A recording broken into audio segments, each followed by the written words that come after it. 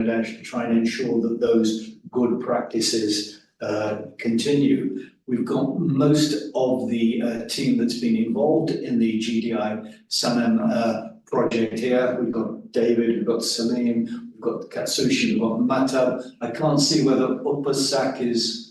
He's travelling. He's travelling, yes. We haven't managed to get 𝐴𝐵𝐴𝐶. He's the missing team member, but fortunately I've been able to hear him present the findings in Bangladesh. So I've heard the findings through that.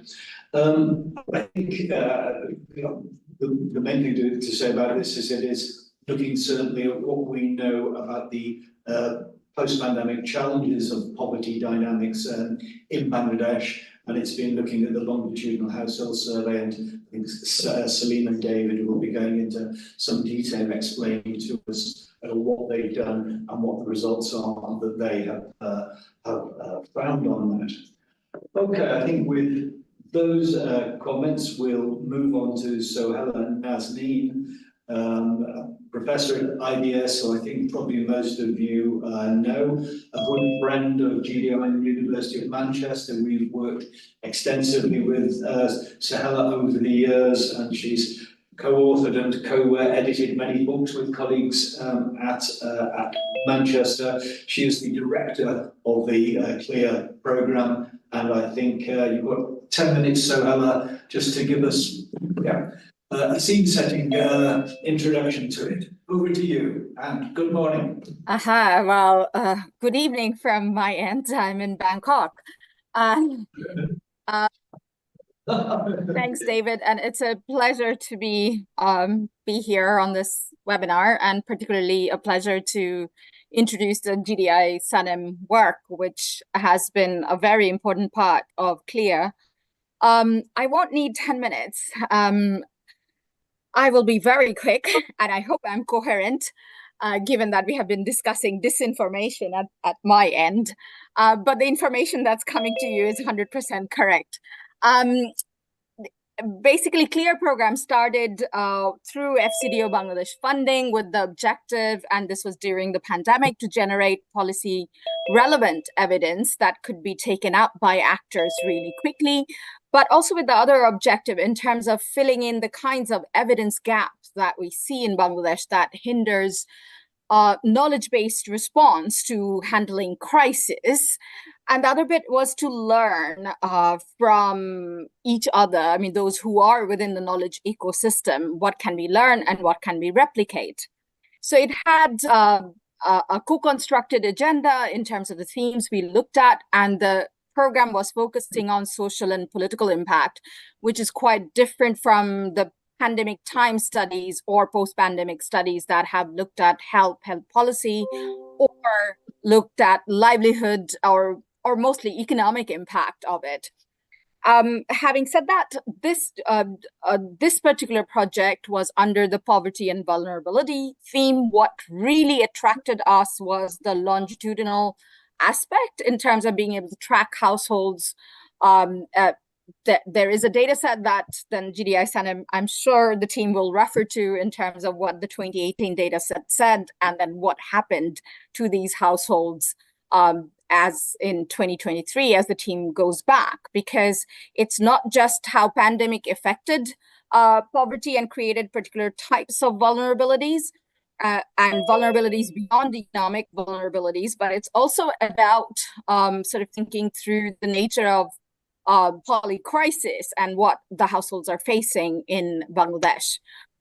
This kind of evidence is important for not just the government, but also to shape public discourse and debates around what does multiple crisis look like in terms of the impact on the poor households, but it's also about where do you need to then take action and how does that action plan need to pan out.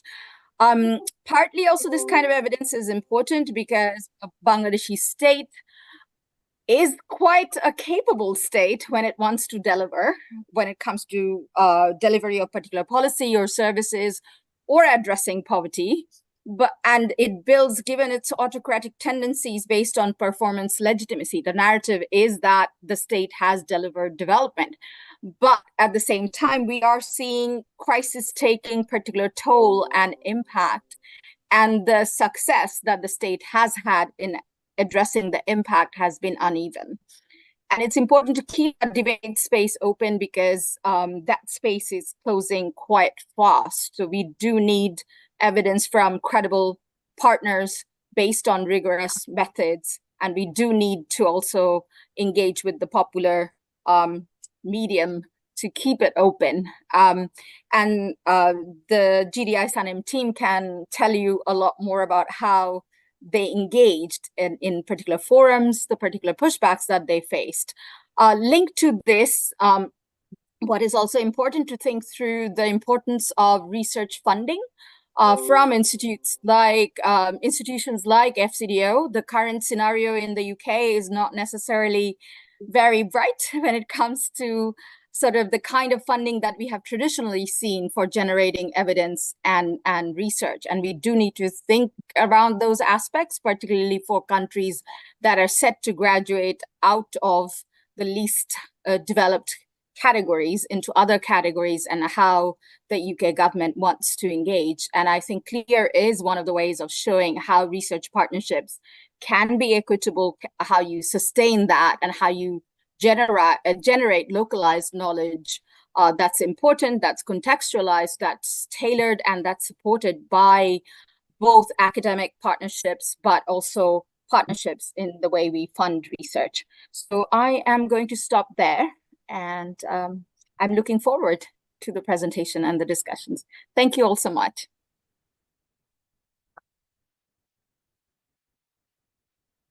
Thanks very much, Stella, and thanks for doing such a great job 24/7 making the CLEAR project work. It was very helpful, the support that you've given to us at Manchester and many of the other partners who've been involved in it. So we really appreciate that you've not just been doing the research, but you've also been managing the project and making it possible for those research funds to be well spent. Now, can I just check that my volume is okay and that Salim's volume will be okay? Is it working for everybody online?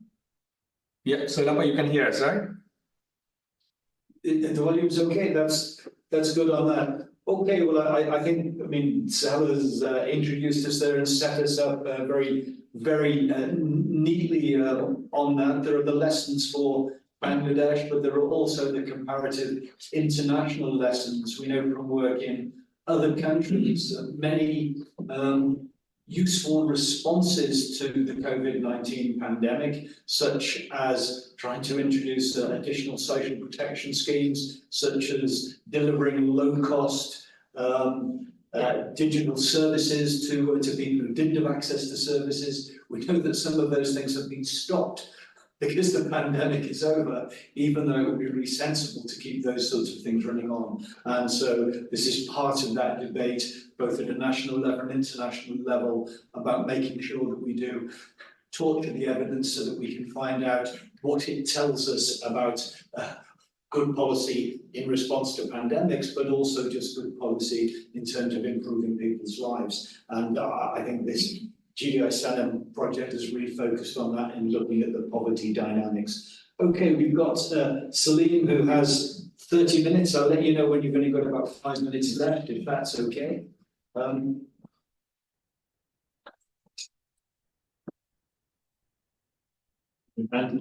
so Salim is going to present the survey findings, a survey that had to be done very rapidly because the University of Manchester found a little bit of paperwork.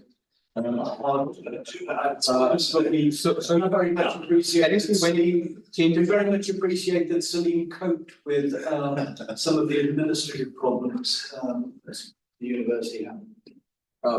Solapa, can you confirm just when you change the slide, you can say, yeah, good. Thank you, David. And it's really for me so nostalgic to come back to Manchester University. And I left Manchester University in 2005 after completing my PhD. But even during the last 20 years or so, I never felt associated with Manchester University. I got myself connected to this university in various forms, and I again thank to David Fielding, Professor David Fielding, to give us this opportunity to work again together on this very important issue. Now coming back to this particular specific presentation, here as Professor David Hume mentioned that I'm going to present the major findings of the study, but while doing so, I'll also make some comments on some of the current issues. So I think we know about these backgrounds, so I will not really spend much time on that. But it's true that the headcount poverty rate in Bangladesh declined from 80% in the early 1970s to around 20% in 2019, according to the Bangladesh Board of Statistics. But if you see further, for example, in the 2022 Bangladesh Board of Statistics Household Income Expenses Survey, it says that it has further gone down to around 18.7%. We know about COVID, how it really affected, but after COVID, I think like many other countries, Bangladesh also faced the inflationary pressure, and it's still facing. That is something also very important. I think that will be very important when you discuss the the policy issues towards the end of this presentation, because I think despite many effort, the inflation pressure has not been eased down. It has remained a big concern for a long time. So there have been several studies which looked into the impact of COVID-19 pandemic on poverty based on primary and secondary data. Two studies actually are mentioned, two sets of studies, one by SANEM. We did a very almost at the peak of the COVID pandemic in December 2020 and January 2021. And then BRAC and BIGB, they actually conducted several rounds of studies during the pandemic. And these studies try to capture the impact of income-based poverty. But then it's very important to look at the multidimensional aspect of poverty. That is the I would say, the major entry point of our research while we try to explore the multidimensional aspects. And not only the impact of COVID, but also the post-pandemic inflationary pressure we try to capture through this service. So one of the challenges, what we all know that when you try to have this assessment of the impact of COVID or inflationary pressure, whether there is a pre-crisis data. So we were I would say, fortunate enough to go back to the same set of household. The first round of survey we did back in 2018 with the help SANEM did with the help from the planning commission. So it was 10,500 household. So we actually went back to the same set of household in November, December 2023 as part of this research. And then we could reach out to more than 9,000 households. So methodology, very briefly, I will talk about that. In 2018, the 10,500 households were based on 500 PSUs, primary sampling units. And then we actually covered most of the aspects related to health, education, social security, income, livelihood, migration, remittances, household shocks, coping strategies, and detailed consumption data. We used random stratified random sampling. Actually, during that survey, before designing that survey, we took the help from one expert, a statistician from the Bangladesh Board of Statistics, to design this sample framework, and that really helped us in doing it, making it a more nationally representative. So our 2023 survey also used the same sampling framework. And then, but in addition to the past questionnaire, we also added new questions related to the COVID-19 shocks, recent inflation pressure, and the coping strategies. So in brief, this is the the sample from rural and urban areas and the city corporation. And as you can see, not much difference. There was a 13% of the households who could not locate in Dhaka and Chattogram because of the shifts and migrations. But among the households found, the non-response was 1.3%. So we could reach out to altogether 492 PSUs out of the 500 and 9,065 households. And if you look at the distribution, sample distribution by divisions, they remain almost the same, except a few percent changes in Dhaka and Chattogram. But other than that, this distribution remained the same both in 2018 and 2023. As you can see, there's a large chunk of households actually coming from Dhaka and Chittagong division because of the major concentration of population in these two divisions.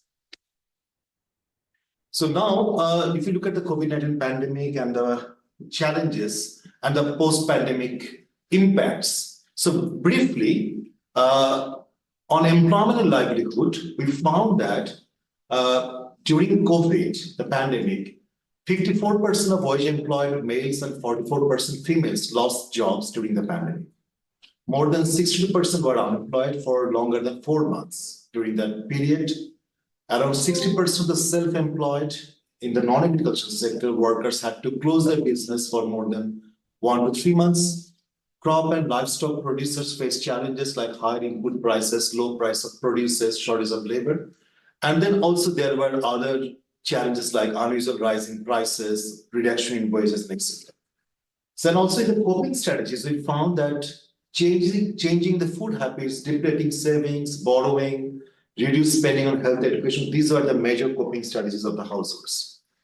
On the education and healthcare, we also found that only 20% of the students in rural areas and 33% in the urban areas had access to online education. Probably you know that during that period, government introduced this or initiated this online education system, and that was kind of cited as government trying to cite as a very success story, especially for the private education. But when we did this survey and when we asked the households, we found that it was really not the case, because you can see the percent of students who had the access to online education. The causes include unavailability of classes, unavailability of device or internet, or cost of internet. On healthcare also, we found that 9% of the population had COVID-19 infection. And one important success the country had actually, that ensuring at least 2 doses of vaccines for 84% of the eligible population.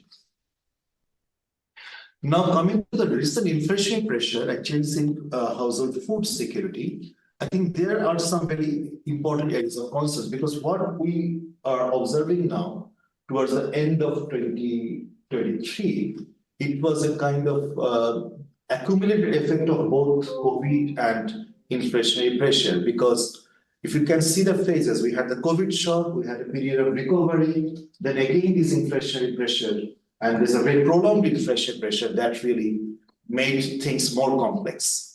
So obviously, we found that around 85% of the households, both in rural and urban areas, they are affected by recent price hike.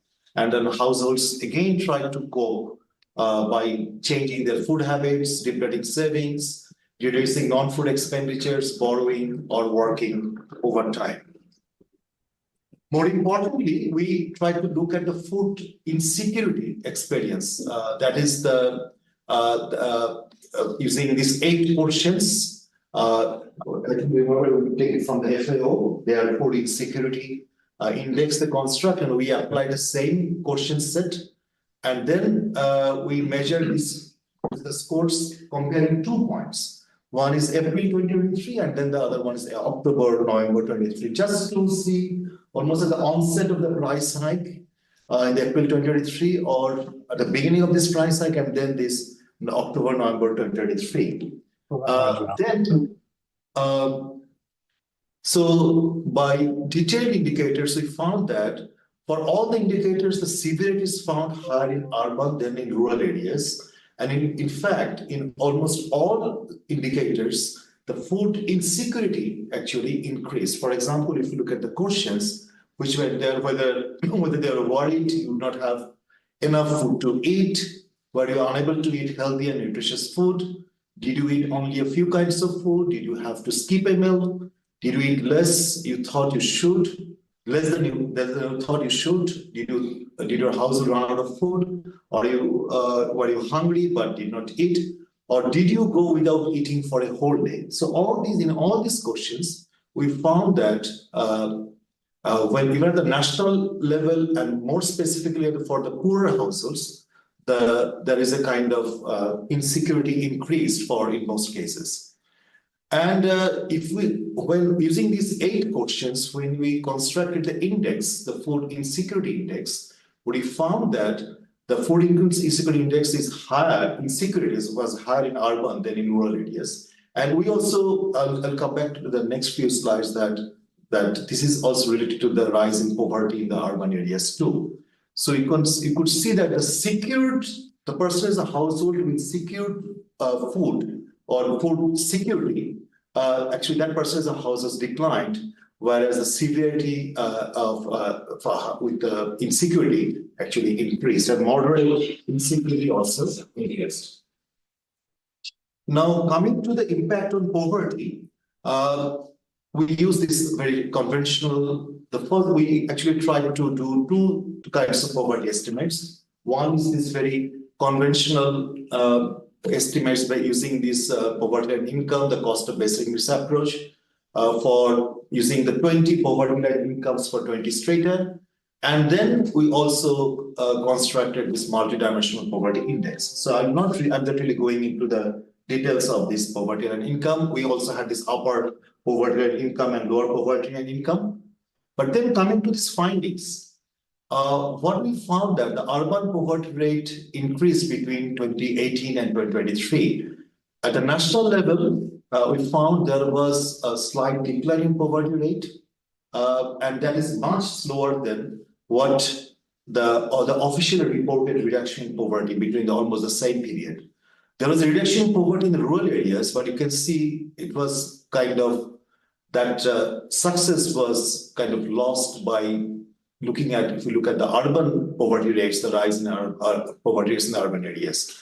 That is the urban poverty, upper poverty rate. There was a slight reduction in the lower poverty rate, especially the extreme poverty rate. But in general, the story is that the rise in urban poverty rate remained a big concern. Now, coming to the multidimensional poverty index, we know that the way that there's a standard methodology of calculating the multidimensional poverty index, looking at several indicators, especially 3 dimensions: education, health, and standard of living.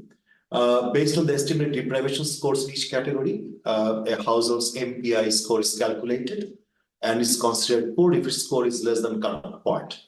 So we had to modify our health indicator due to data limitations, but we found that the findings were kind of consistent with the past estimates of multidimensional poverty index. So here is the result. And again, you can see that at the national level, the multidimensional poverty rate index declined very marginally during this period, whereas in the urban area, we found that there is a rise in multidimensional poverty index. And according to the Human Development Report 2023, which actually was the MPI was constructed for 2019 was 24.6, which is close to our calculation. And then if you look at this multidimensional poverty rates by divisions, you can see that the 2 divisions where you have the highest concentration of urban poor, especially in Dhaka and Chattogram, there is a rise in multidimensional poverty index. We also tried to come up with a measure of inequality. We looked into the richest 5% and the poorest 20% and ratio of the richest to poorest, and compared look at the income share and the expenditure share. And you could see that between 2018 and 2023, and as well as both for the income and expenditure share, the share of the richest actually compared to the poorest increased. That means the inequality widened during this period. One important concern for the youth employment or for the youth is that the youth need, especially that non-economic activities, education or training. And that rate is actually increased for both male and female. You can see that the total in 2018, where the youth need was 27%, it increased to 33% in 2023. And you can see that the rise is both for the male and female. And especially for the female, 53% of the female are actually at the age between 15 and 29 they are NEET, they are not in economic activities education or training. The permanently returning migrant workers, 1/3 remain unemployed in 2023. That is also important finding because our research also tries to look at what is happening to the migrated or migration, especially the people who came back and what their economic status. And now looking at the education and healthcare, and some of the very interesting findings is that one interesting finding related to education is that more school-age children, especially children between 5 and 15, are out of education in 2023 than in 2018. And that impact is more obvious or more seen in the case of the poorest or poorer households. You could see that more children from these households are out of education. And actually, during COVID, there was, I think you can relate this with the kind of dropout during COVID. And then because of the economic stress, economic pressure, households, they were actually taking their children out from the education system. Access to healthcare worsened. The percent of population who couldn't access to healthcare by income quintile, you could say the impacts are much larger among the poorer households. David, you talked about these social security programs. I think that's also very important. And we found that during the pandemic, 21% of the households received any form of support to cope with the pandemic crisis. And but in the research study, we found that actually became the 37% because the social protection schemes got expanded. But despite that, a large proportion of the non-resident households hoping that the selection process was improper or they did not receive the benefits even after the names were on the list. Especially there's a serious institutional failure in addressing these kind of challenges when it comes to targeting the poor people.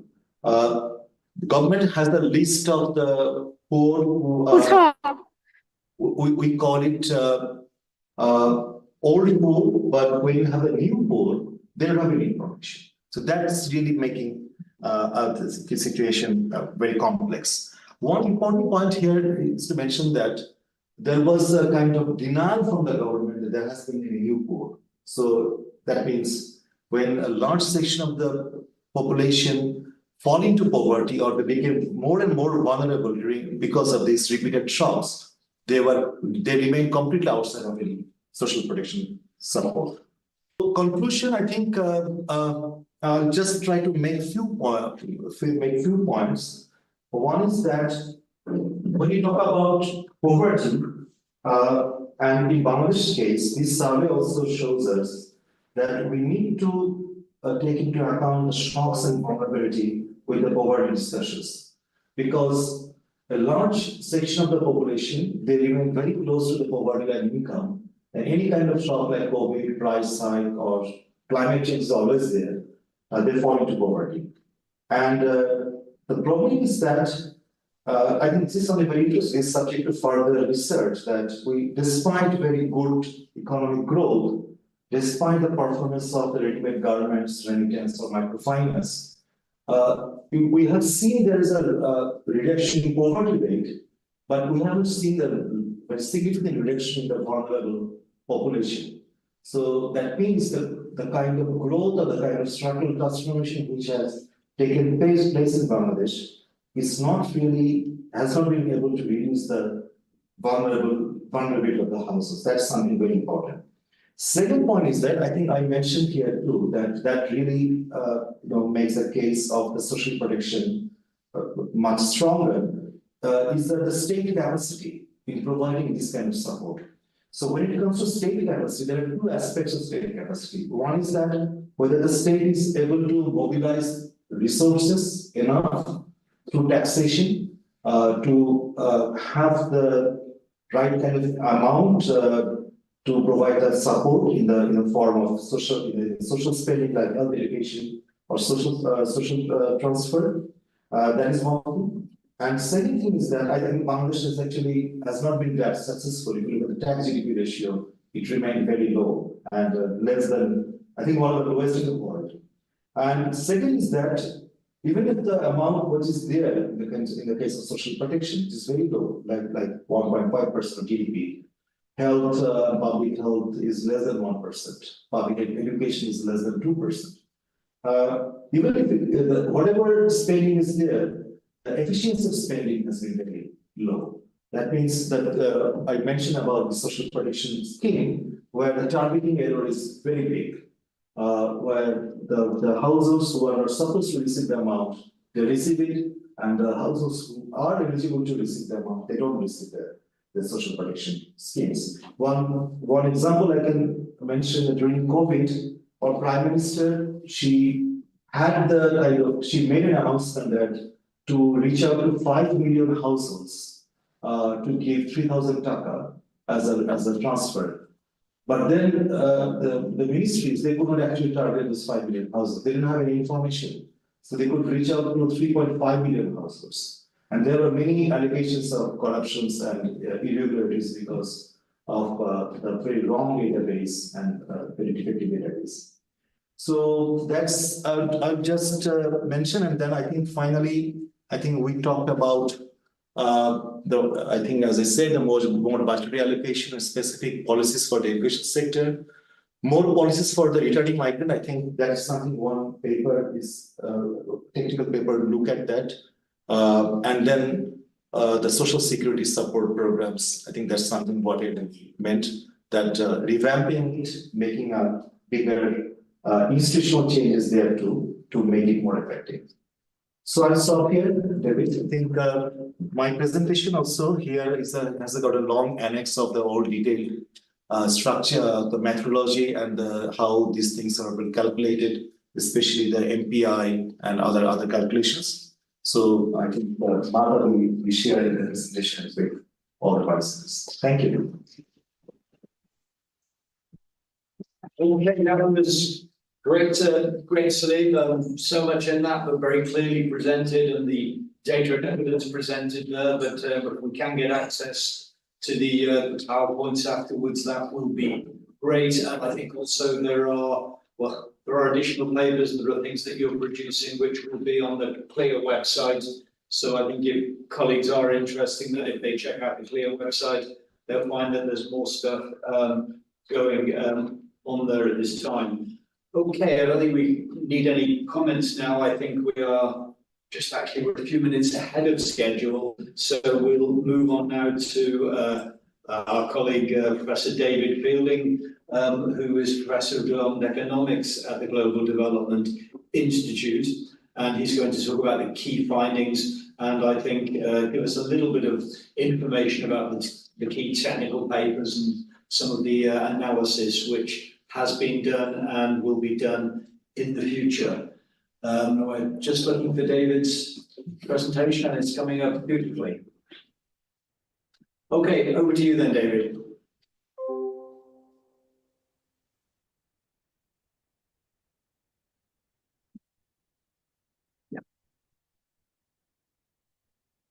Okay, thank you very much indeed, David.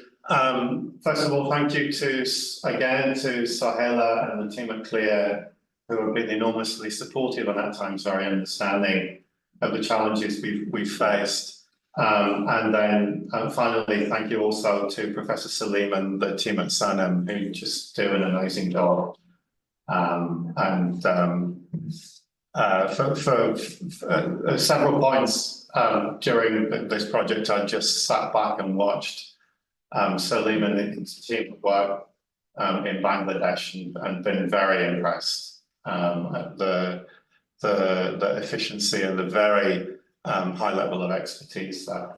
And thank you also to Magda, who has at various times been an enormously important liaison, as well as contributing a lot to the technical analysis and the intellectual input, and also to my two colleagues at the site who's traveling at the moment, Ken Sushi. So thank you.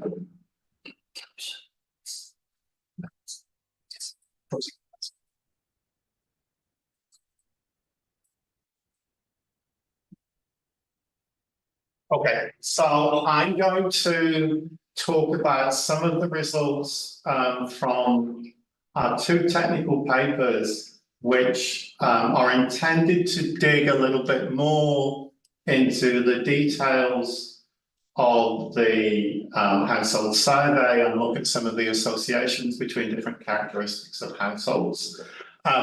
These two technical papers are certainly not the only pieces of work we intend to do. There's a lot more that I think we could find out about the challenges facing Bangladeshi households using this survey, but I'm just going to focus on two important questions that we've been looking at in the two technical papers that we're writing for the project.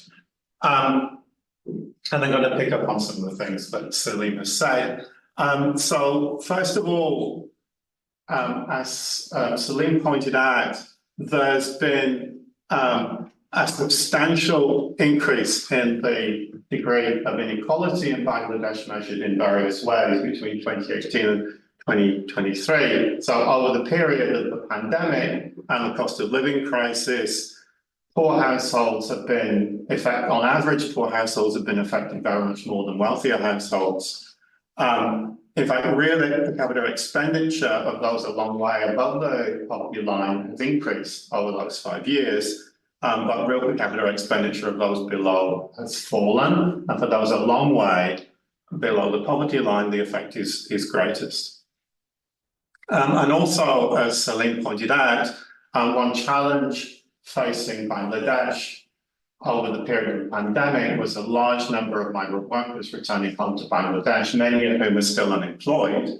And the main point of the first technical paper is to look at the extent to which this increase in inequality is connected with that experience of migrant workers. So we have some households with migrant workers abroad who have been able to retain their jobs. Some households with domestic migrant workers, some households with migrant workers who returned. And we want to look at the association between those experiences of households with different kinds of migrant status and whether that's associated with the increase in poverty. So just to recap, one of the points that Salim was making, the share of the richest 5% of households in both income and expenditure has increased substantially over these 5 years, and the share of the poorest 20% has fallen substantially. And this is just a 5-year period. So the share of the poorest 20% in income is declined from 7.7% to 4.3%. That's a big fall. Right, so these are not small things. And then if we look at changes in per capita expenditure on food and non-food food items, this chart shows you the figures for 4 groups of households, the extreme poor who are below the lower poverty line that Salim mentioned, the moderate poor who are below the upper poverty line, the vulnerable poor who are just above the upper poverty line, and then the non-poor who are comfortably above the upper poverty line. And these are figures for the average changes in food expenditure in these 4 groups between 2018 and 2023. And what you see is very large increases in expenditure among the non-poor and very small increases in expenditure among the poor. But over this time, food price inflation was 36%, according to official statistics. So the increase in food expenditure of the non-poor was very much greater than the rate of inflation, so that equals a real increase in spending. But for the extreme poor, the total budget on food increased by only 5%. At the same time, there's 36% food inflation, so a very large decline in food expenditure. And you see even more marked figures if you look at non-food expenditure. So non-food price inflation over this period is probably about 37%, although, and we can discuss this later, we have some uncertainty about the accuracy of that price data, but it's 30-something%. The non-core, the total expenditure rose by a little bit more than the rate of inflation, so the real spending increased a little bit. But the poor, the total amount of spending actually decreased at the same time as a large increase in the price of non-food items. So the real spending is going down by a heck of a lot. So this is one thing that's behind that big increase in the level of inequality. And then, as Celine pointed out, we have a large number of migrant workers returning home to Bangladesh.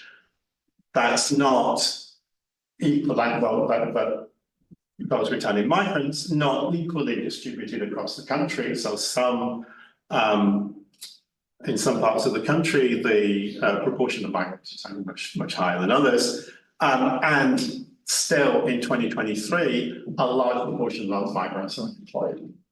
So the first technical paper is looking at the connection between these two things, the changes in consumption and the migrant status of different households. At this point, we fit a statistical model for consumption levels and poverty of households in Bangladesh. I'm going to say as little as possible about the technical details and just focus on some results. But essentially what we're doing is fitting a model to explain the characteristics of households associated, first of all, with per capita spending in 2023. Secondly, the rate of growth of that per capita spending between 2018 and 2023. And then thirdly, the poverty status, whether we're above or below the poverty line in 2023. And we have 3 different measures of consumption and 3 different measures of poverty. I'll talk about that briefly in a minute. And we're looking at the extent to which changes in consumption and changes in poverty status are associated with different household characteristics. But the key characteristic that we want to focus on is the migrant status of the household. And when I say migrant status of the household, what I mean is, in 2018, did the household have an international migrant? In 2018, did the household have a domestic migrant? That's someone working in a different part of Bangladesh, not resident in the household. And then thirdly, in this household, was there someone returning home between 2018 and 2023 for whatever reason, usually because they'd lost their job? Now, as I said, I'm not going to talk very much about the technical details. We might worry that the migrant status of the household is not independent of its level of consumption and its level of poverty. We have some statistical tool to try and mitigate that problem. So we're using an instrumental variables estimator in which the proportion of households in a PSU with a particular migrant status is used as an instrument for the migrant status of individual households. Very happy to talk about that technical detail more, but I'm going to talk about it now. We don't have figures for all of the households that we surveyed, so our sample here is a little bit smaller than the one Celine mentioned earlier, but we do have about 8,500 households that we can use as a sample to do our statistical analysis. So I'm just going to talk you through, there are 2 or 3 results tables in my presentation, and this is the first one. So to interpret this table, you see there are essentially 3 rows and 6 columns. So these are results relating to factors associated with consumption level of households and changing consumption level of households. So we have three measures of consumption. We have total consumption of the household, we have the food consumption of the household, and we have the non-food consumption of the household, which is labelled other here. So the first three columns are looking at factors associated with total consumption, like food consumption, and other consumption. And then the next three columns, similar, but we're not looking at the level of consumption, we're looking at the change in consumption. So the Greek delta means change in consumption. And things are measured in logs, so we can talk about the results in terms of percentage changes. The first three columns, because they're looking at the variation in the level of consumption, those are telling you, on average, what characteristics are associated with a rich household or a poor household. The second three columns are telling you about the experience of the household during the period of the pandemic and cost of living crisis. So in a sense, it's the second three columns that are telling us more about whether rich households, whether the migrant status is one of the explanations for whether rich households fare better than poor households over the period, over this 5-year period. To interpret the different numbers, so you'll see there are two numbers in each row. The first number is our estimated coefficient on an indicator variable, whether the household had an international migrant, that's the first row, a domestic migrant, that's the second row, a returning migrant, that's the third row. And roughly speaking, if we look at that first number, 0.338, roughly speaking, the way to interpret that is our estimate is that everything else being equal, in 2023, the total expenditure of a household was about 33% higher if it had an international migrant. And then the next number is 0.28, and that's telling you that everything else being equal, the total food consumption of a household was 28% higher if it had an international migrant. The stars are measures of statistical significance because, of course, we only have 8,500 households in this sample, and we want to say something about what's happening to the whole of Bangladesh. So the stars are telling you how likely it is that there really is an effect across all households in Bangladesh based on our sample of 8,500. 3 stars means the chances of there not being any kind of effect of international migrants in the whole population is less than 1%. And then 2 stars, 5%. 1 star, 10%. So what we can see, looking at those first 3 columns, is that, and this is not going to come to as a surprise to anyone, so it's not really the interesting part of the study, but just confirms that the data makes sense. Households with international migrants are indeed wealthier and have a higher level of consumption on average than households. And households with domestic migrants are somewhat poorer than other households, and that's not entirely surprising. And those effects are statistically significant. So positive numbers in the top row in the first 3 columns, and negative numbers in the next row. On the right-hand side of the table, there's some more interesting numbers. So what we see is in this, and I'm going to point to, for the benefit of people in the room, point to this number, 0.074.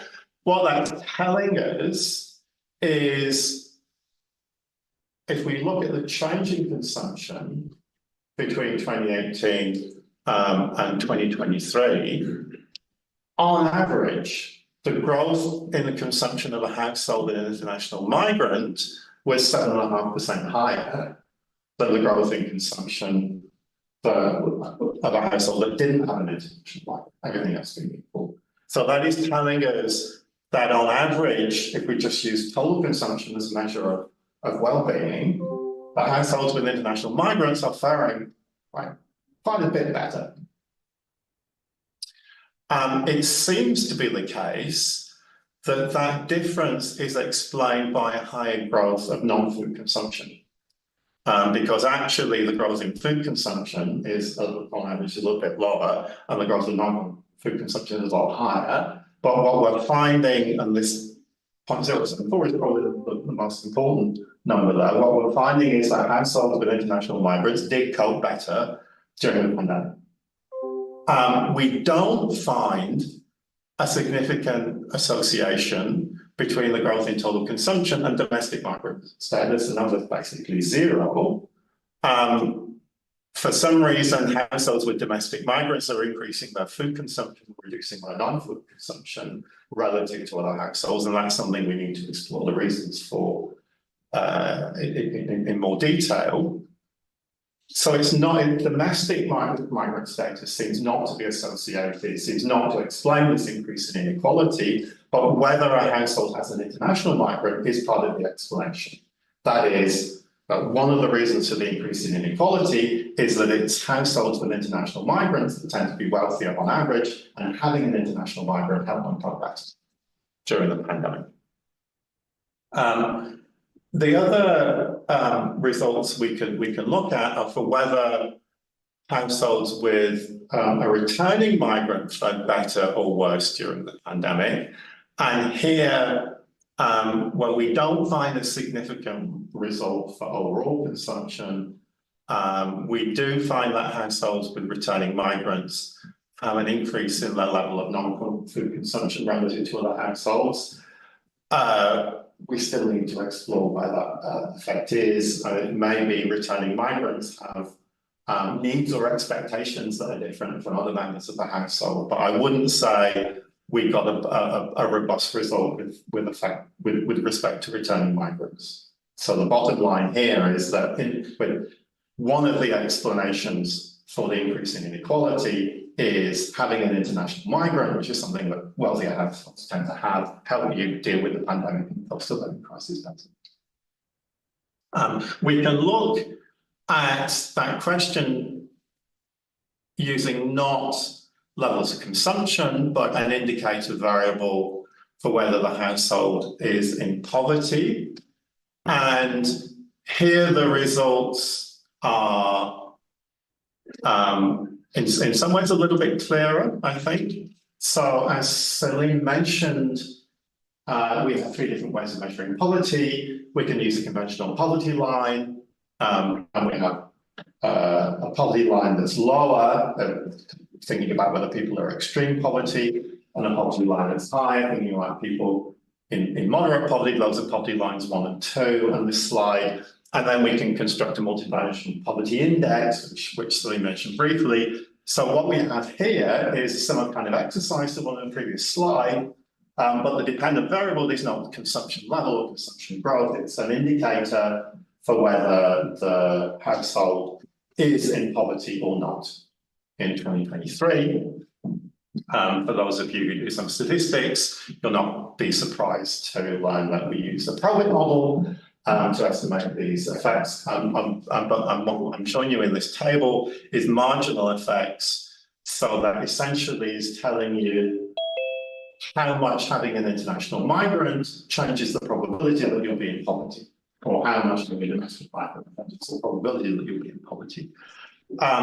So if you look at the top row, you'll see all three of the marginal effects are negative. That's telling you households with an international migrant are less likely to be in poverty. The effect, if you use the multidimensional poverty indicator, the effect is not statistically significant. We can't say that there's any effect in the whole population, but there is a large effect if we use the conventional poverty line, which is poverty.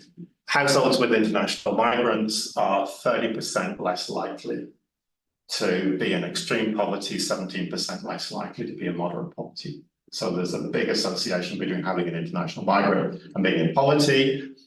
There's also a significant positive association between having a domestic migrant and being in poverty. So if you are a household with a domestic migrant, you are more likely to be in poverty in 2023. Using the multidimensional poverty index, the marginal effect 17.5%. So you're 17.5% more likely to be in poverty. Using the lower poverty line, it's 20%. Using the upper poverty line, again, it's 17.5%. So this is more clearly telling us not only that having an international migrant makes you less likely to be in poverty, but having a domestic migrant makes you more likely to be in poverty. Again, having a returning migrant, the results aren't as clear. We get a strong positive marginal effect if we use the multidimensional poverty index. So if you have a returning migrant, 30% more likely you'll be in poverty using the multidimensional poverty index, but we get the opposite effect if we use the upper poverty line. So again, we can't say yet that we have very clear results with regard to the effect of returning migrants on poverty. But we can for sure say having an international migrant is a wealthy household characteristic. Having a domestic migrant is a poor household characteristic. And these households with international migrants fare better over these 5 years, and households with domestic migrants fare worse over these 5 years. So that's one of the factors, the only factor, but it's one of the factors behind the increase in inequality and the increase in the incidence of poverty over these 5 years. So that's the. How much longer do I have? About 10 minutes? 12, 13 minutes. Yes. Okay. So that's the first result that we have, and that result just it underlines the importance in terms of policy in Bangladesh, underlines the importance not only of supporting international migration in Bangladesh, but also being aware of the challenges faced by households with domestic migrants, and especially households with returning migrants, a large proportion of whom are still unemployed.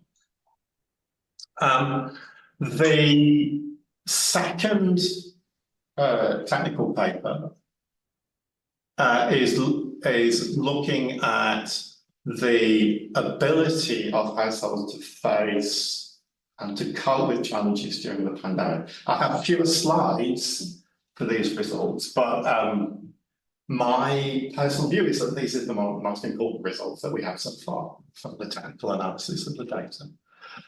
So as Celine pointed out, one very distinctive characteristic of the survey is that there's a rise in the incidence of urban poverty and a fall in the incidence of rural poverty in Bangladesh over these 5 years. So there's a very distinct rural-urban difference.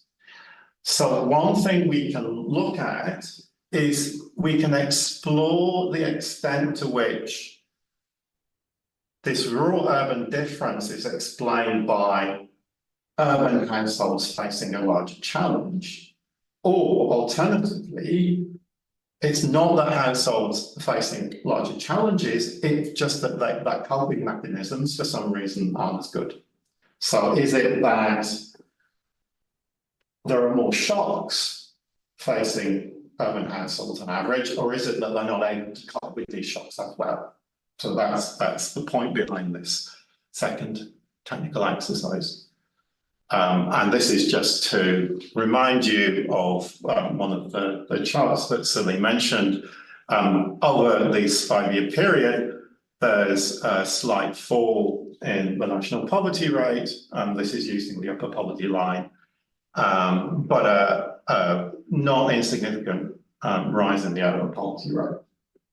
So substantial difference between the experience of rural and urban households on average. So the way that we approach in survey, the way that we approach this question is by asking the households a set of questions which try and tease out the extent to which they were facing different kinds of challenges over this period of the pandemic. So the survey asked them, what problems did your household face during the peak period of the COVID-19 pandemic in Bangladesh? And we're given them a list of 9 different problems, which on the next slide indicates what those are. For each problem, the respondent is allowed to choose a value on the Likert scale. So between 1 means no, we didn't face this problem, or it was very unimportant, or 5 is a problem that's severe. And then for the purposes of this analysis, we simply constructed a severity scale, which is based on adding those numbers up. We can do more statistically complicated things with this information. I don't think it's going to give us different results. I expect we'll put that in the appendix of the paper at some point. And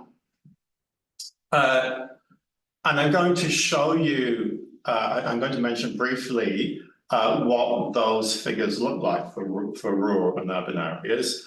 But then the next thing we're going to do is show you results from when we fit a regression equation for per capita income in 2023, conditional on per capita income in 2018, and also this severity index. And we're going to show you those results for rural and urban households. And so the coefficient on the severity index is telling you how much was this household's income affected by the shocks that it faced. So that is a measure of how well, or rather I should say how badly, it was able to cope with the shocks that it faced. So these are the problems, the different problems that a household might have faced that appear in the survey. You will see there is also another box. So we also allowed the household to indicate whether there was any shock that it faced other than the ones which are listed. But in the index that I'm about to talk about, these different problems are given equal weight. We can look at alternative measures as a robustness check at some point. Now, the next table shows you some regression coefficients, but really the most, or as important as the regression coefficients are the comment that I've noted at the bottom here. If you measure the average value of the pandemic severity index in the rural households and in the urban households, they're basically identical. Right? So it's not that urban households are on average being more severely affected during the pandemic period, at least the way we're measuring it.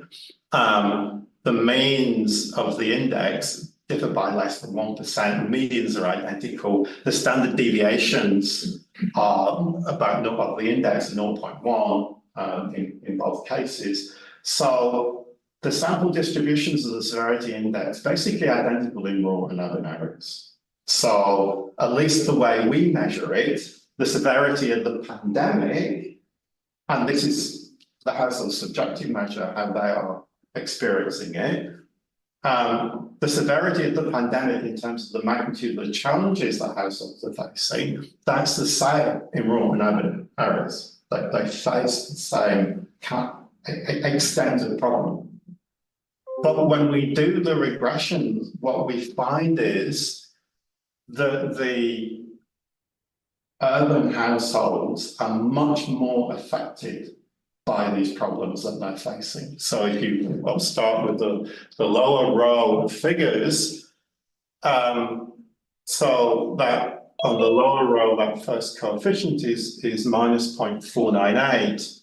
Now, to interpret these results, because this is an index and the scale is algebra, so to interpret the results, I refer to this standard deviation 0.1. What that's telling you is amongst urban households, if the severity index is higher by 1 standard deviation, then its income is 5% lower. So 0.5 divided by 10 is 0.055%. So a 1 standard deviation in the severity index is associated with a total consumption level that's 5% lower. Or we can think about a 4 standard deviation change. So that's going, roughly speaking, going from the bottom 5% of the distribution to the top 5% of the distribution of severity.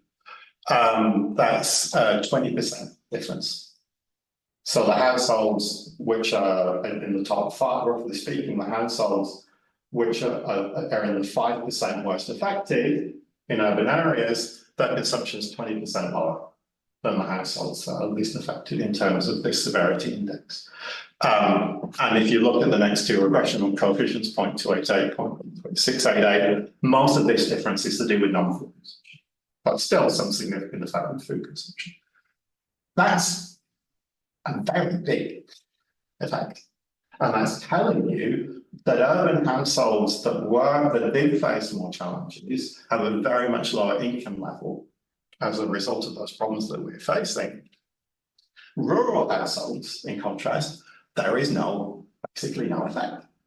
If you look at the total consumption coefficient, which is this first regression coefficient minus 0.099, as close to 0, and it's statistically insignificant, which is telling us that there is no association between the level of severity of the challenges that a rural household is facing and what its income level is. Now, we need to dig more into that to find out why that is, but what it's telling us is that one way or another, rural households seem to be able to cope with the challenges that they're facing, and it's not affecting their income level. Urban households, the story is very different. We do have questions in the survey about coping strategies, so this is the next step in our analysis, I think, mapped out, is to look at the extent to which what the households are saying about coping strategies explain these differences between rural and urban households. It could, we can speculate about what the explanation might be in terms of social safety nets or in terms of rural households being able to deal with returning migrants better. Or what we need to explore these potential explanations. But for sure, what these results are telling us is one of the reasons why urban poverty is rising more and rural poverty is not rising is because the urban households really have not been able to find coping strategies to deal with these problems, unlike rural households. And I think I've just about got to the end of my time, so thank you very much. Okay, thanks very much, David. Yeah, perfect time, and two major sets of analysis presented very succinctly in that 30 minutes there. We've now got about 30 minutes for questions and answers. Not sure how to structure this. If we follow maybe the presentations, we get a sort of broad questions early on, and then move on to looking at questions about the migrants and inequality, and then looking at the pandemic severity. Or is it best to reverse that and start off with the technical? Oh, well, I'm just, as people said, maybe let's start off with the technical, and maybe start off with what we just heard about, and then move back on. I don't know whether on the pandemic severity, if anybody would like to start off on that second sort of discussion of the paper that David did. Would anybody have any questions or comments they'd like to make about the pandemic severity paper, and particularly this important finding about the different experiences in rural areas and urban areas? Can I? Yeah. Yes. The table, I don't know whether I've missed something. There's a table on price inflation, where you indicated the less poor experience higher price inflation. No, it was that slide was for the change in consumption. Oh, yeah. So it just measured in nominal terms how much has the consumption increased. right. So if it's increased by more than the rate of inflation, then in real terms they're consuming more. If it's increased by less than the rate of inflation, Right. then they're consuming less. So the result was the total, in nominal terms, the wealthier households, Right. their spending has increased by more than the rate of inflation. Okay. So they're spending more in real terms, the opposite for the foreigners and so on. That's it. Okay. So, sorry, related to that factor, so do you have a figure for the food inflation versus non-food inflation? Because poor people increase more food, that means the actual inflation, so experienced by poor people and non-poor people might be different given the same rate of inflation. So how much is the difference? So if I can butt in, as part of the preparation for this talk, I looked at official statistics on food and non-food inflation, and discussed this with Professor Salim. But we might have. I see that. You see that? Yes. Yeah, I think, yeah. So, I think the bottom line is that we have some confidence in the food price inflation statistics, but non-food price inflation.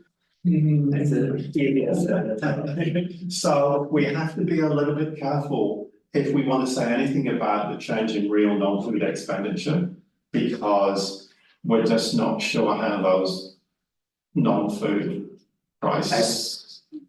Yeah, just to add one thing that the food basket, when you look at the investments, the way they collect the information on the food inflation. They collect it from different markets and then try to make a kind of weighted average of that.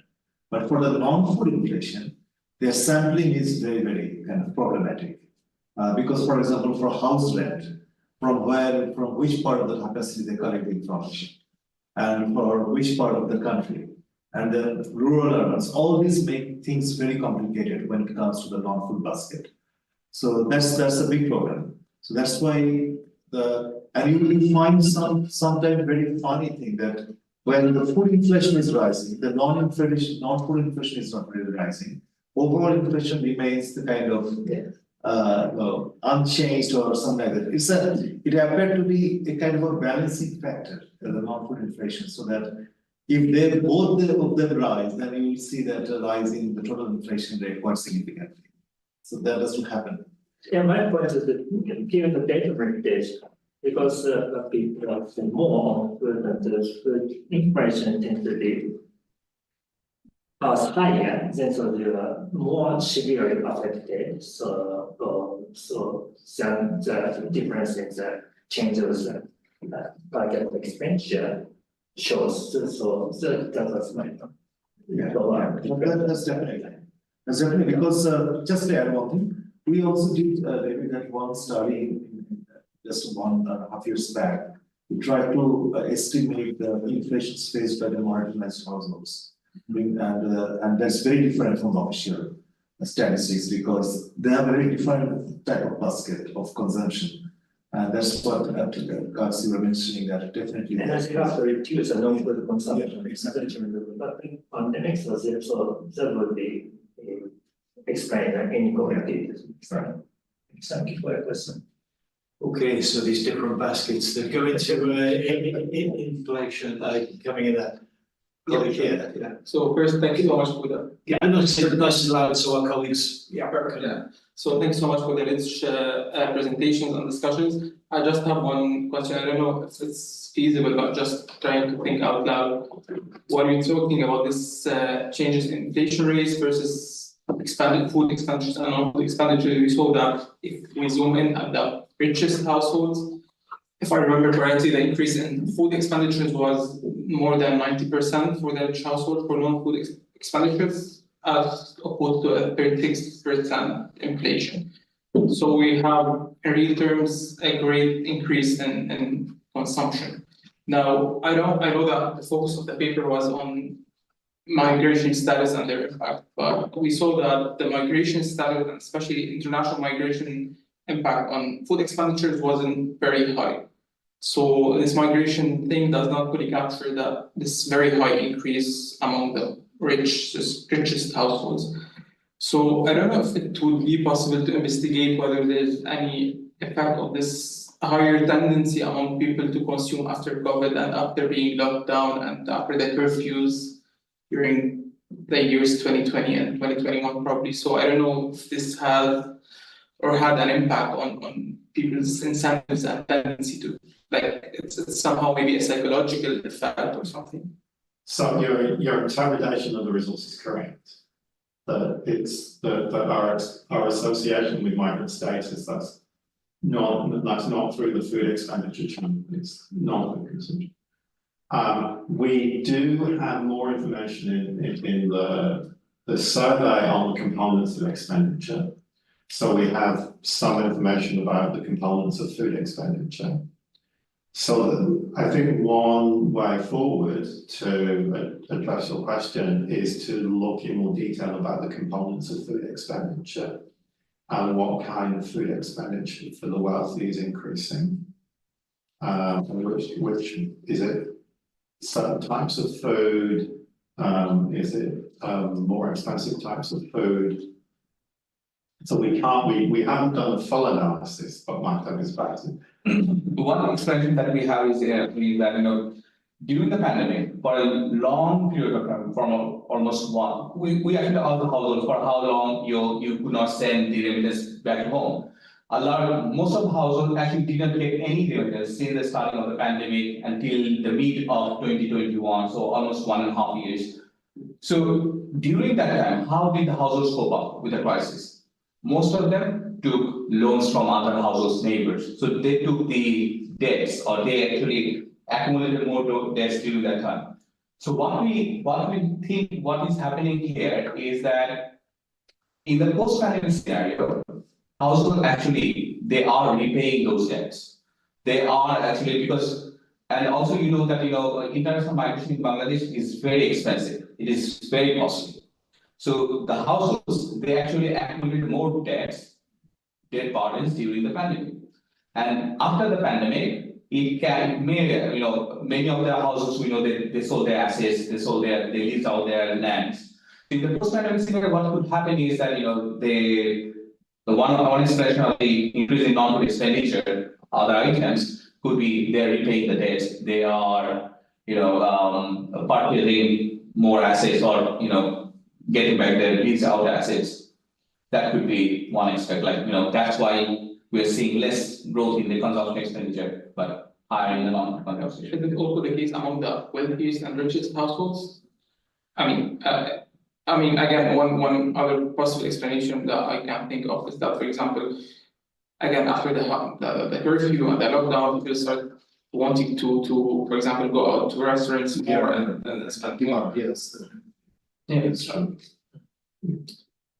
Well, certainly in other countries that sort of entertaining and that, I suppose with the migrants, you may have that additional issue to think about whether migrants need to show that they were successful migrants, which may require different behaviours than households that haven't had a migrant. So, yeah. I have a question in your presentation, you mentioned that there existence of new poor and poverty aspects. But if you look at the macro level indicators during that time period, government still reported high GDP growth. So how do you explain that contradiction? That's definitely a contradiction. Bangladesh is one of the countries didn't experience negative GDP growth during pandemic as a positive GDP. But it comes to the kind of distribution issues that growth we translate into addressing the reduction in poverty much during that phase. It's not only that particular period. If you look at the period even starting from 2005-06 to 2020 or 2016, those household surveys also showing the almost similar kind of trend that that period of high growth, economic growth, did not really translate into high reduction in poverty. Poverty reduction slowed down. Poverty associated growth actually slowed down during that period too. And you can relate this to other macro issues like slower job creation during that phase. During COVID, I think those things got more intensified.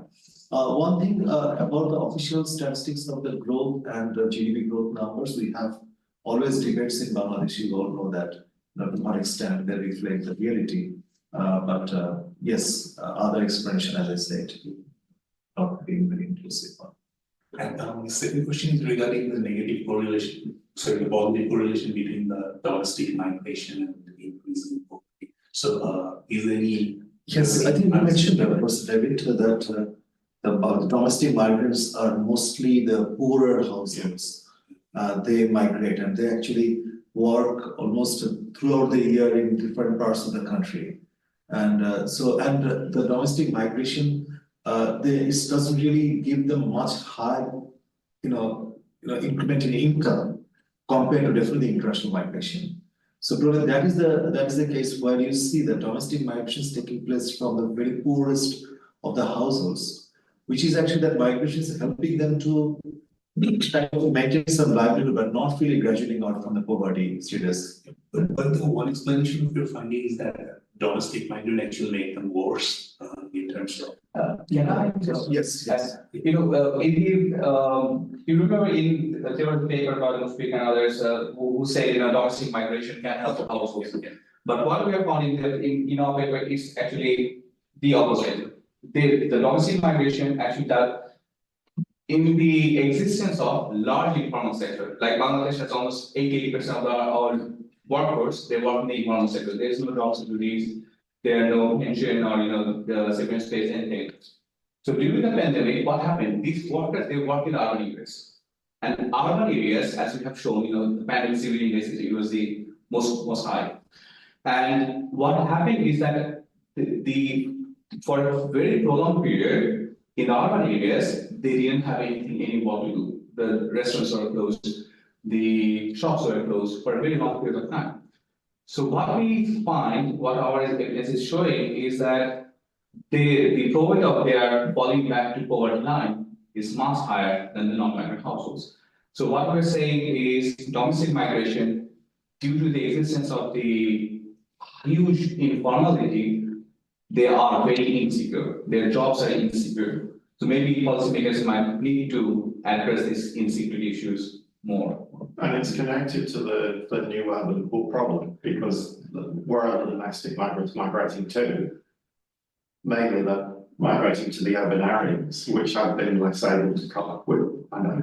I also think that in this analysis, the default category is non-migrants, but this is a broad category. So households with non-migrant can be very rich, whereas they are also marginal households who can't step in international migrants or abroad. So then we need to look a little bit in the sort of what is happening in the non-migrant households. Well, methodologically, we build the matching that makes us comparable settings of those future markets.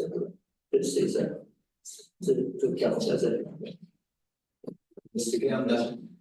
Matt, I really wanted, should we check if anybody's got their hand in the, just on the migrant thing while you're checking, I mean, there is a real difference. It's not just domestic and international, is it? The structure. International migrants tend to be full-time migrants in one job, which has annual status. Domestic migrants are multiple, probably doing multiple things, and they're only part-time migrants. So there's a real, it's a difference in the location, but it's more than the location. It is much more to do with the actual structure of what you're doing. And to migrate internationally, you've got to lock yourself in to a degree which, as an advantage or a disadvantage, is not available to many domestic migrants. Is there anybody? No questions online. Online there.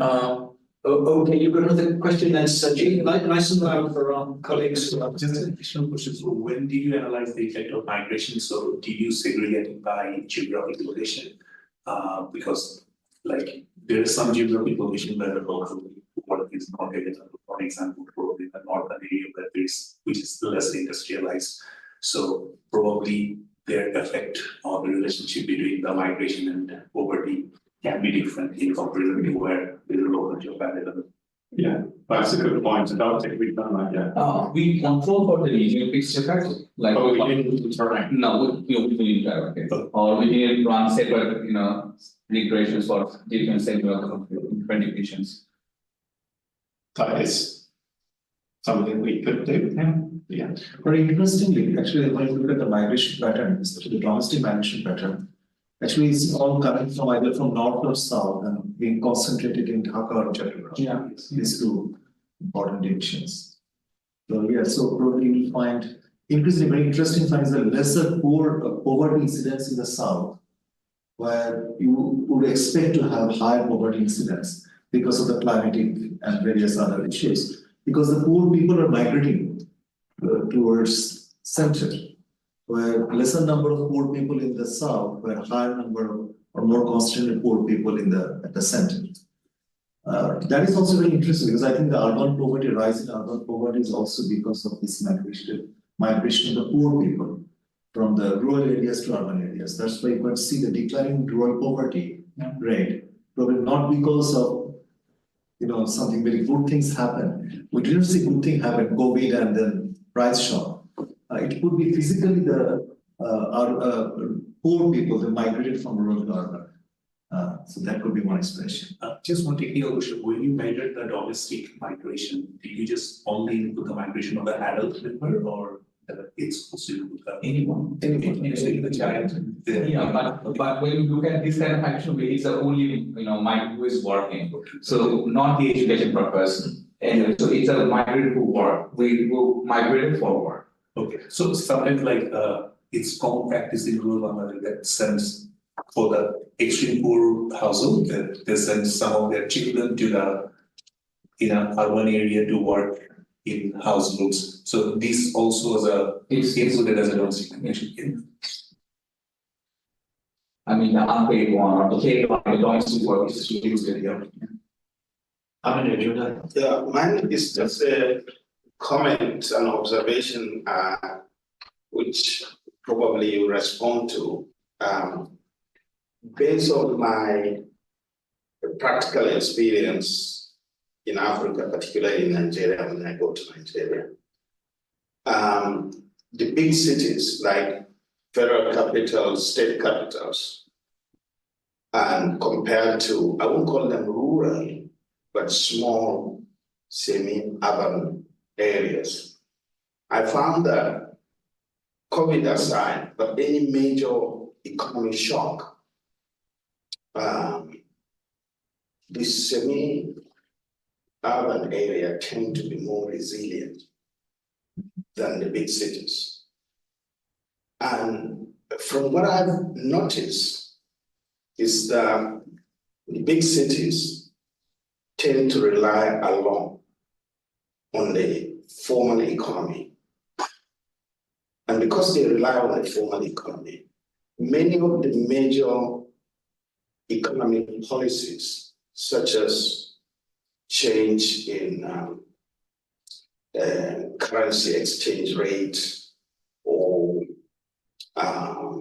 removal of subsidies, that actually affects what you may call elites or semi-elites, middle class, who really rely on the rural and semi-rural area for their livelihood, for food, for other things.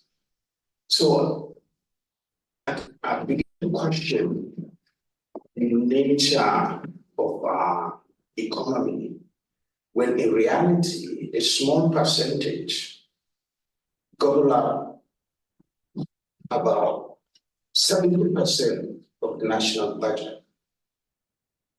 And the remaining actually are fending for themselves. And they become more resilient when things happen at national scale, because they are already used to living in a difficult situation. So it may apply to COVID or might not, but I don't know what you think about this observation. So I think it's likely in the urban areas that the increase in the incidence of poverty is associated with informality. So if you're employed in the formal sector, first of all, you're less likely to be poor, but also you're more likely to be able to access coping strategies. If you're in the informal sector, you're more likely to be poor, you're less likely to have coping strategies. That may not be the case in rural areas because, I suppose, in a sense, small households who are farming, in some sense, they're also informal, but they have traditional coping strategies, which is different from the urban poor in the informal sector. One important aspect of what we observe in Bangladesh, I think that is also true in many African countries as well. For the urban poor, we don't have any kind of very specific social protection programs. There's one justification is provided by the policymakers that this is the floating population, we can't target them, and this is very difficult to target. So even in the Bangladesh social protection schemes, very little is there for the urban poor people. Whereas for the rural, you can see very large number of protections. Well, despite the targeting programs I mentioned, but still something's there, but not much for them. So when it comes to coping strategies, and especially getting some support from the government, this kind of shock actually falls heavily on the urban poor. Yeah, with the case, my experience is actually the opposite. The social protection is in the cities, not in the rural areas. Because actually, it's a government. Literally, they just left fend for themselves freely. Even you get better services in the cities than when you go to, outside the big cities. So, but that's why I'm saying they are resilient, because government really doesn't really interfere with them in a positive way. So there's no protection. Whatever this COVID, the government, particularly in Nigeria, even in Ghana, because I did some study of small businesses in Ghana recently, they spend a lot of money, but the only people who are able to access the money are those in the cities. The money couldn't filter through to the smaller towns and semi-urban areas. So I think maybe geography also plays a part. It's very difficult. If you are a small nation, probably it's easier to get to the rural area geographically. But if you are a huge country like Nigeria, for instance, maybe it takes 2 days. We are a small country with huge population. So that's the advantage.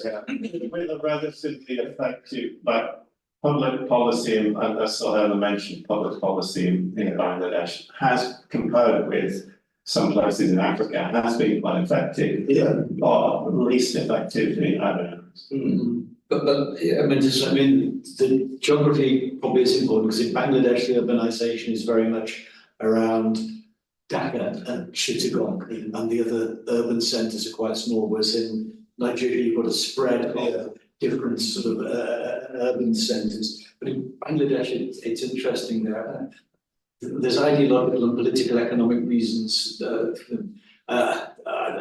I'm saying this from experience over the years, but I'm sure I can point to academics who say, but ideologically, most politicians and people involved in policy in Bangladesh still think that a modernisation view, the city should have people driving cars, living in apartments, being clean, and really these poor people shouldn't be there.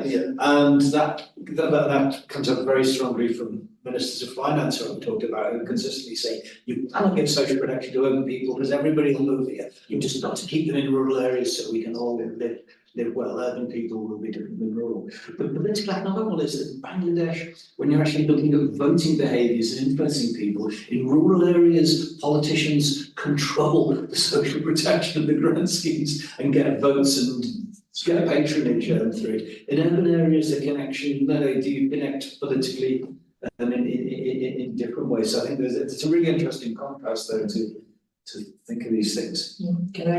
Absolutely, thank you. So, can I make two broad comments, particularly because Sohaila is here, because there's an initial clear sort of proposal focuses on pretty much on the vulnerability of returning migrant.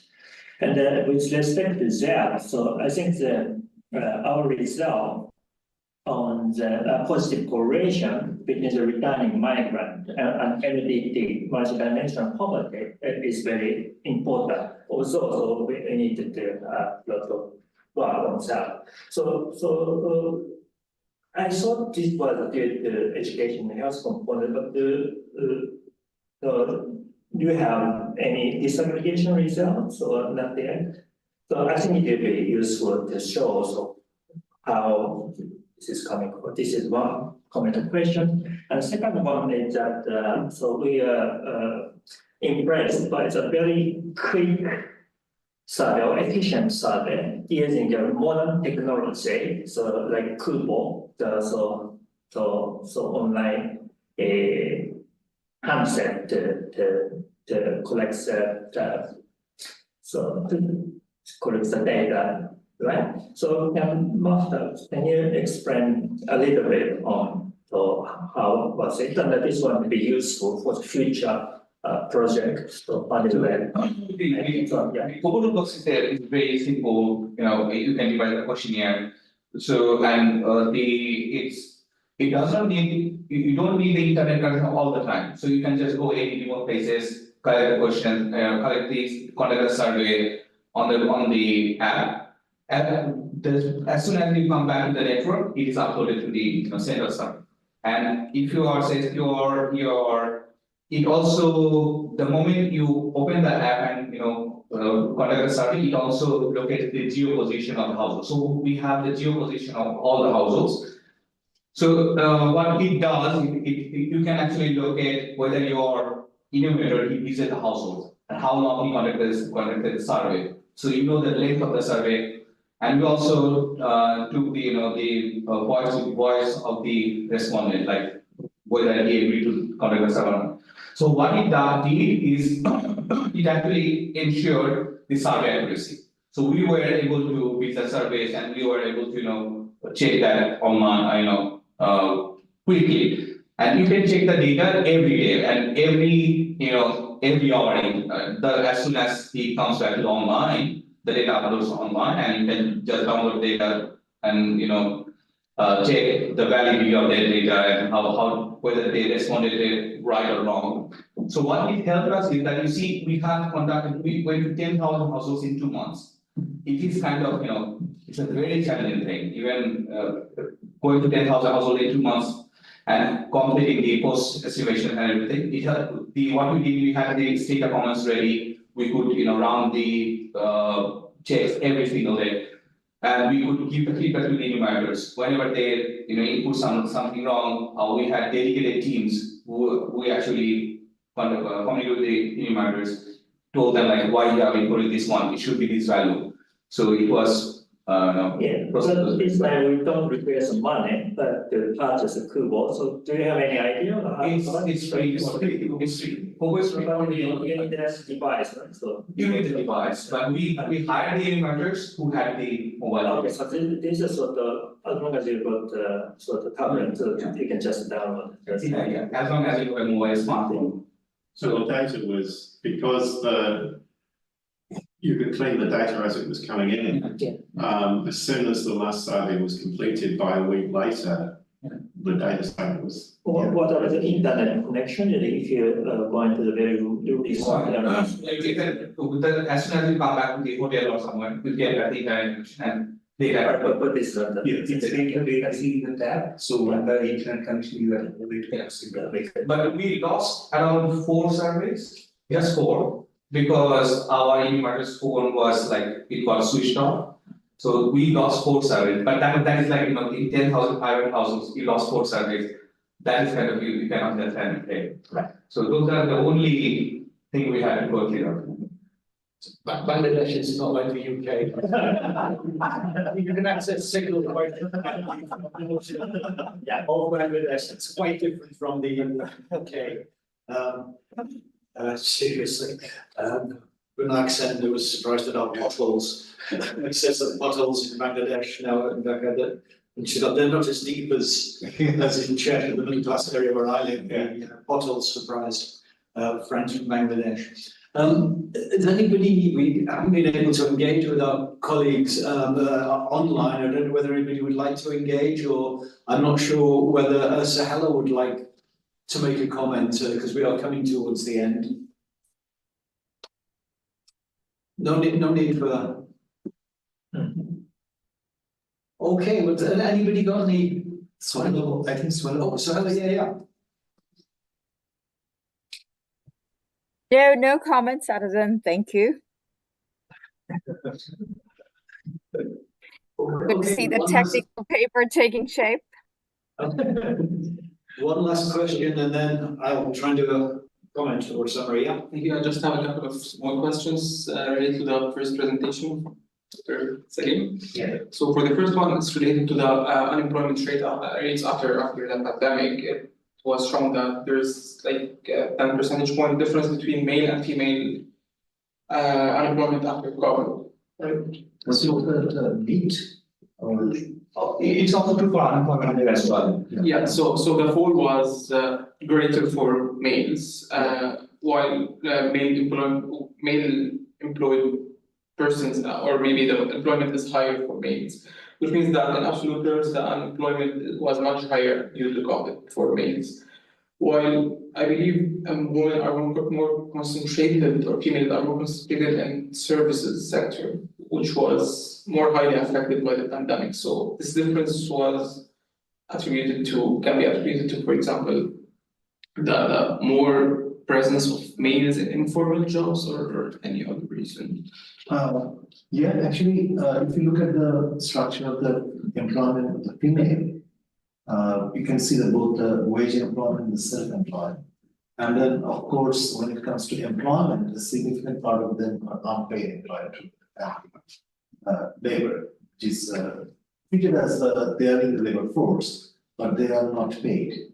So the COVID actually affected both male and female.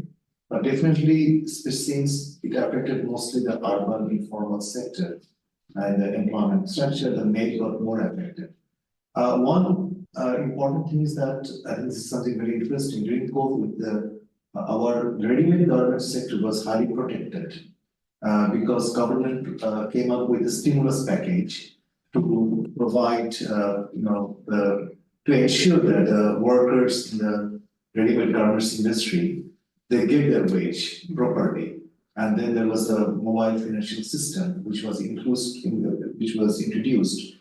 to provide this kind of the stimulus package from the government to the workers. And you know that 60% of the workers in the ready-made garments factory is actually female. So their job is kind of protected, more than I would say male. Yeah. That's why you can see the difference. And one last thing, maybe, I know it's very important to move from focusing on income-based well-being to multi-dimensional poverty. And I know the global MPI usually focuses on health education and living standards, but since you conducted your own surveys, it might also be important to look at some perceived well-being, in the sense that, for example, trust in governments or perception on the healthcare sector and that. Right, but I don't think we have that questions. We do not have this question. And also, it was just before the election. Yeah, So okay. This question. Yeah. Okay. It wasn't the context in which it was really safe to ask that kind of question. But I think that's a very good point, of course, the perceptions towards these kind of services. Thank you. Okay, that's been great.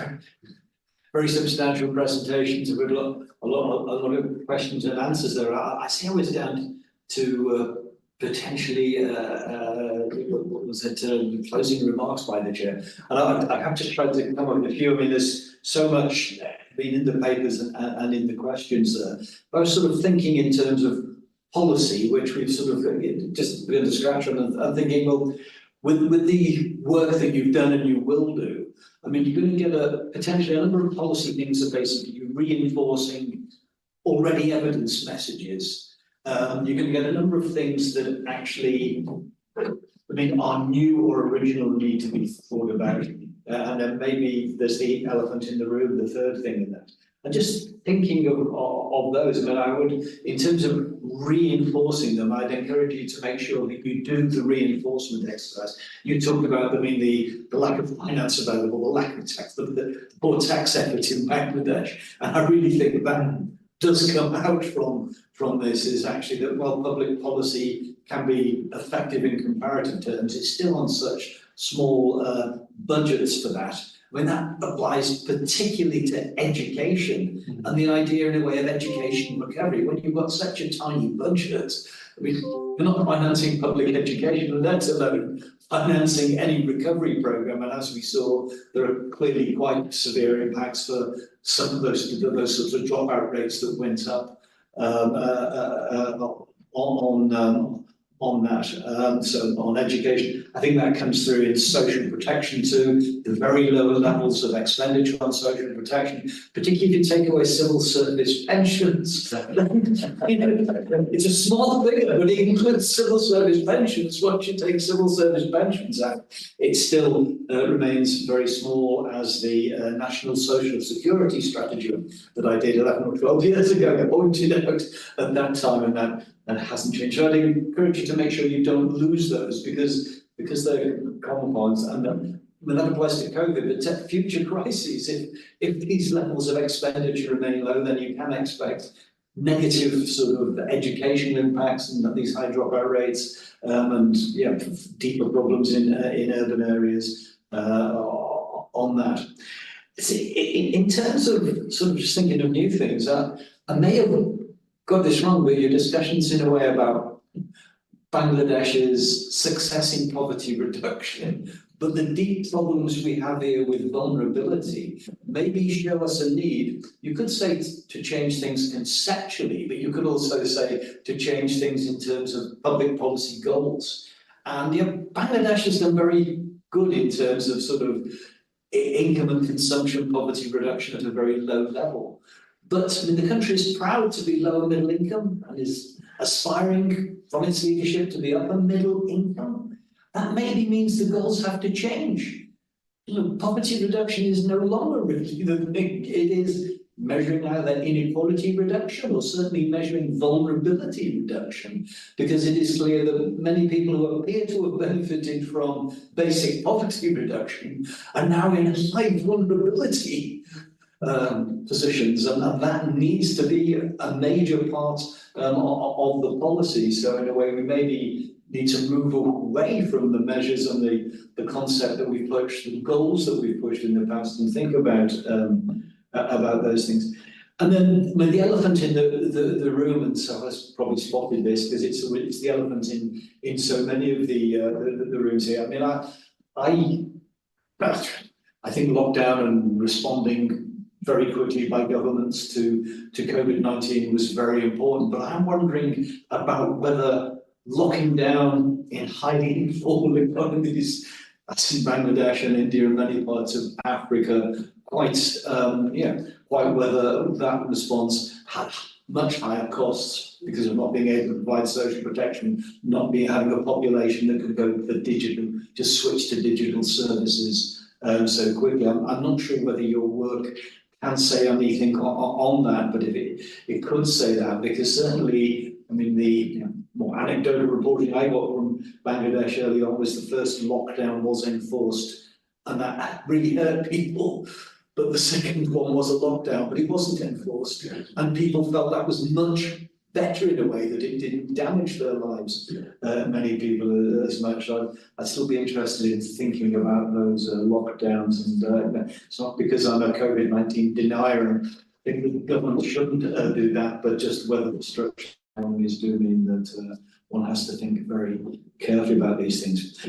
Thank you for the great work and the great papers you've done on this. You've obviously got a fabulous data set, which I think you're going to be analysing yourselves, but I would encourage you to get as many people as possible to analyse it, because one of the things I find about many economists, many different parts of the world, is they hang on to their data to write all of the papers they'd like to write, and it becomes policy irrelevant because it's 10 and 15 years later. So do the papers that you can do, but if you can encourage other people, I really see that as a key problem, that you've got a fabulous data set that needs to be very quickly analysed now by excellent people, hopefully trying to achieve the standards that you're achieving. So it's really great for that.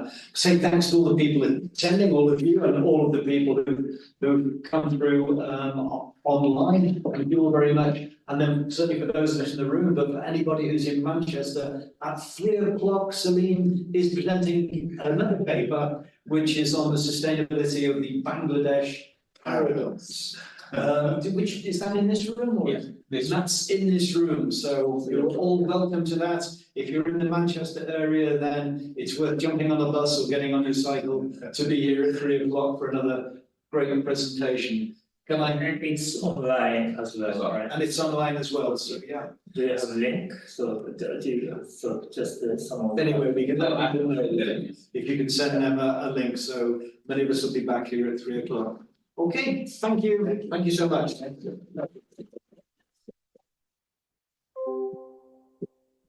Photograph? Yeah. How do you make it? I can. We can start somewhere. It should be good. Here.